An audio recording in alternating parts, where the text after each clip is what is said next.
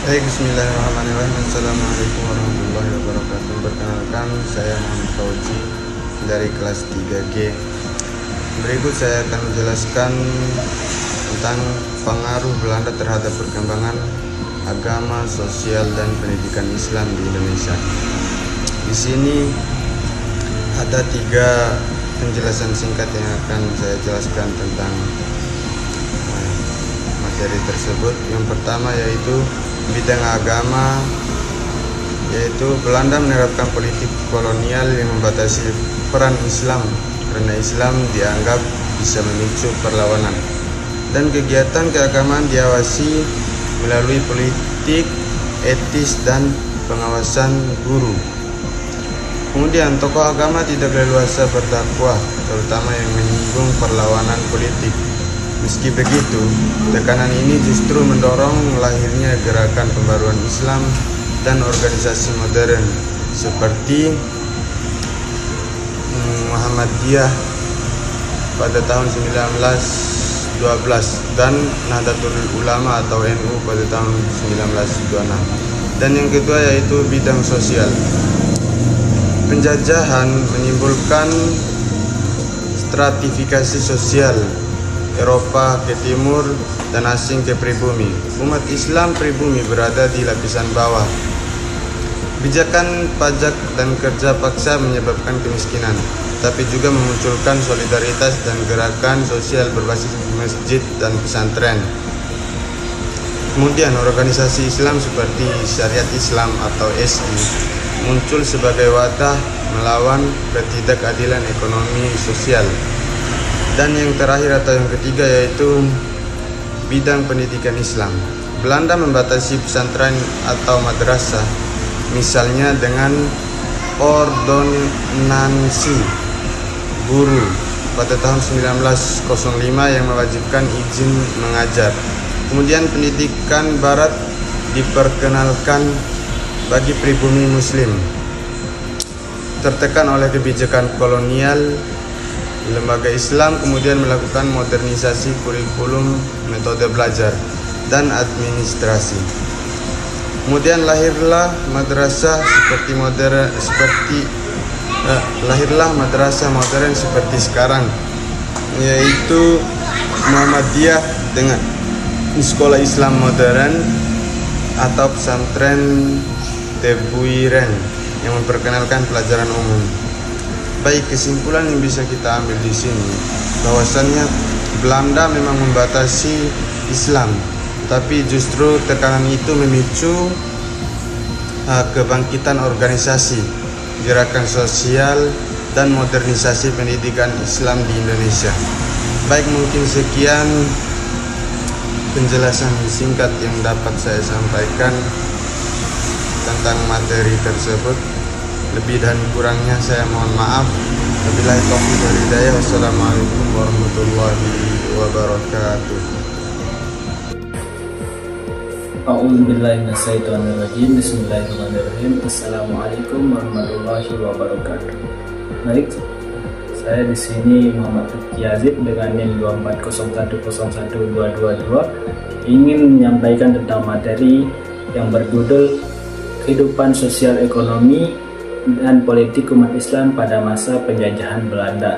Yaitu di sini saya akan menjelaskan secara berurutan, yaitu dari 1, kehidupan sosial umat Islam, kedua, kehidupan ekonomi, kondisi ekonomi umat Islam, dan yang terakhir yaitu tentang politik umat Islam Indonesia pada masa penjajahan Belanda. Baik, kita mulai penjelasannya, yaitu yang pertama, kehidupan sosial umat Islam pada masa Belanda. Sebagaimana kita ketahui ataupun pelajari, jadi kehidupan sosial umat Islam pada masa Belanda tersebut yaitu banyak mengalami diskriminasi ataupun pada saat itu pendidikan dibatasi.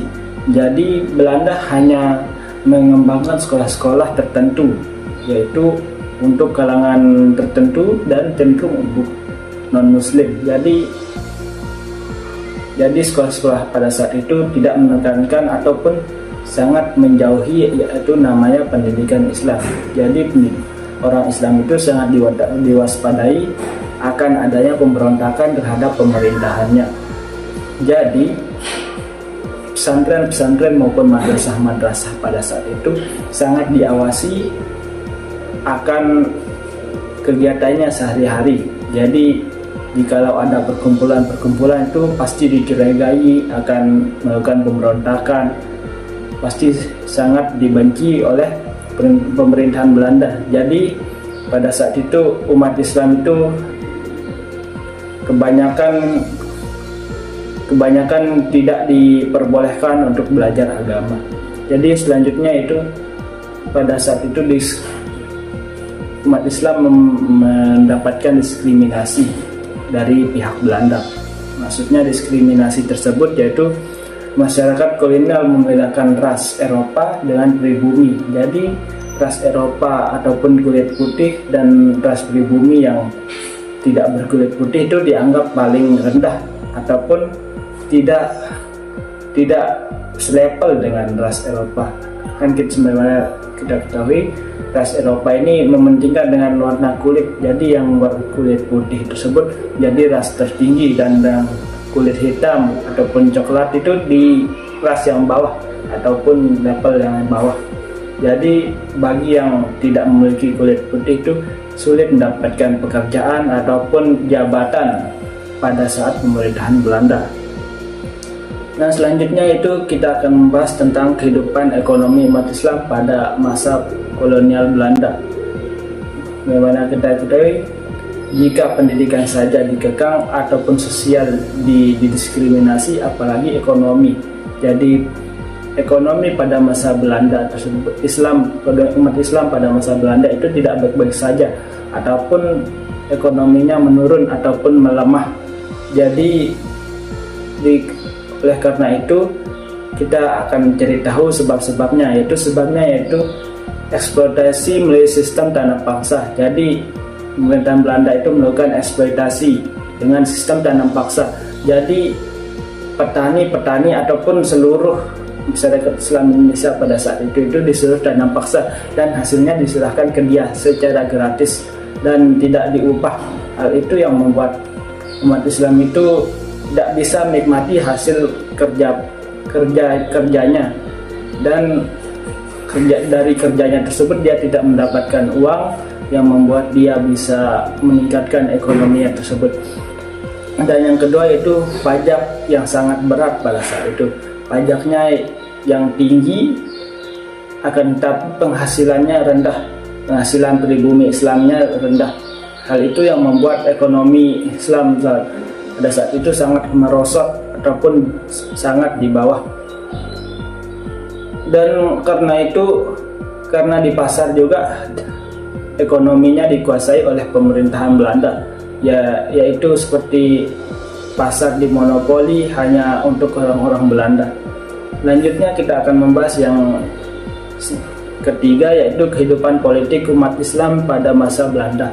Jadi kehidupan politik Islam pada masa Belanda yaitu sangat dilarang, seperti perkumpulan kiai, seperti pengajian, seperti perjalanan haji itu sangat diawasi ketat oleh pemerintahan Belanda. Jadi para kiai-kiai tersebut jikalau mau keluar kota ataupun keluar dari pesantren itu sangat diawasi, karena dikhawatirkan mereka akan berkumpul untuk bermusyawarah untuk menjatuhkan pemerintahan Belanda tersebut. Akan tetapi politik etis membuka ruang baru, yaitu tepatnya pada awal abad ke-20. Politik etis membuka sedikit celah. Jadi pada awal abad ke-20 itu muncul organisasi seperti Muhammadiyah dan NU. Bagaimana kita ketahui, Muhammadiyah dan NU ini adalah dua organisasi Islam terbesar di Indonesia yang bertahan sampai sekarang. Jadi pada saat itu umat Islam mulai belajar mengorganisasi diri secara modern, yang membuat organisasi yang bisa untuk memperjuangkan umat Islam walaupun dalam penjajahan Belanda.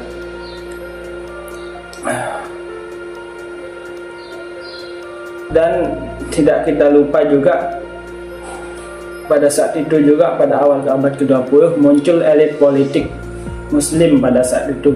Contohnya seperti Kiai Haji Ahmad Dahlan, yaitu pendiri Muhammadiyah, dan Kiai Haji Hasyim Asy'ari yang mendirikan NU.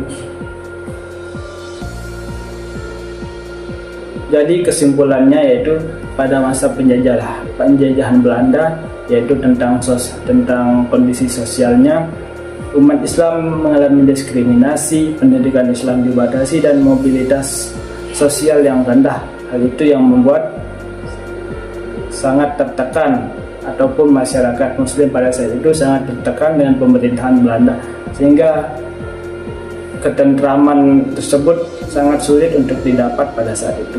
Dan selanjutnya tentang ekonomi, sebagaimana saya jelaskan tadi, ekonominya rendah karena disuruh kerja paksa dan tidak digaji, dan kalau dia punya uang itu akan dipajak ataupun gimana, yang menyebabkan umat Islam pada saat itu untuk meningkatkan ekonomi keluarganya itu sangat sulit sekali. Dan politik, sebagaimana diketahui, aktivitas politik itu mulai bangkit pada awal abad ke-20, yaitu pada awal abad ke-20 dengan munculnya dua organisasi, yaitu NU dan Muhammadiyah, yang masing-masing didirikan oleh seperti pendirinya Muhammadiyah Kiai Haji Ahmad Dahlan yang sebagai politikus, dan yang kedua yaitu Kiai Haji Hasyim Asy'ari yang membuka celah ataupun jalan untuk menuju Islam yang merdeka. Mungkin hanya sekian yang bisa saya sampaikan, kurang dan lebihnya saya mohon maaf. Wassalamualaikum warahmatullahi wabarakatuh.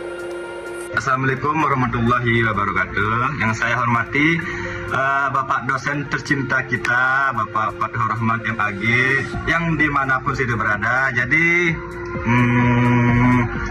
materi yang saya dapat yakni kebijakan pemerintahan kolonial Belanda terhadap umat Islam di Indonesia. Jadi kebijakan pemerintahan kolonial Belanda terhadap umat Islam di Indonesia secara umum bersifat regresif, diskriminatif, dan bertujuan untuk membatasi ruang gerak serta memecah belah kekuatan Islam, terutama yang berpotensi menjadi gerakan politik. Nah, kebijakan ini berkembang seiring waktu dan sangat dipengaruhi oleh penasihat Belanda mengenai masalah pribumi dan Islam, terutama Senok Horgronje yang merumuskan strategi 3 pilar politik Islam.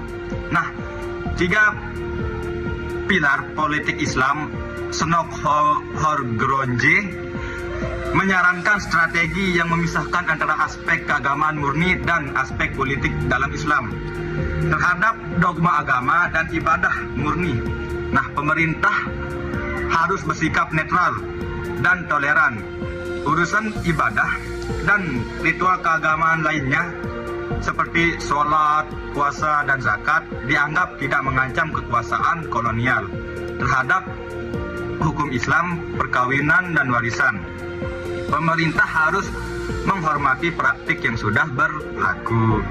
Nah, terhadap Islam politik, pemerintah harus bersikap keras dan menghambat setiap gerakan yang berpotensi menjadi ancaman politik, pemberontakan, atau mengganggu stabilitas kolonial.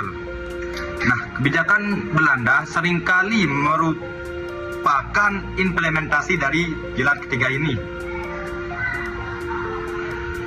Kebijakan-kebijakan kunci, beberapa kebijakan utama yang diterapkan Belanda terhadap umat Islam dan lembaga-lembaga Islam. Nah, pembatasan ibadah haji. Yang pertama tuh pembatasan ibadah haji. Sejak tahun 1825, Belanda mengeluarkan resolusi untuk membatasi jumlah jamaah haji dengan berbagai cara seperti mewajibkan paspor yang harganya sangat begitu mahal, yakni 110 gulden kalau nggak salah namanya Pak. Tujuannya adalah mengurangi interaksi antara Muslim Nusantara dengan pusat-pusat Islam global, yakni Timur Tengah, yang dikhawatirkan membawa ide-ide perlawanan. Yang kedua itu diskriminasi dalam pendidikan Islam. Jadi pemerintah kolonial memandang pendidikan Islam dan dalam pesantren ataupun madrasah. Apalah, jeda aja deh.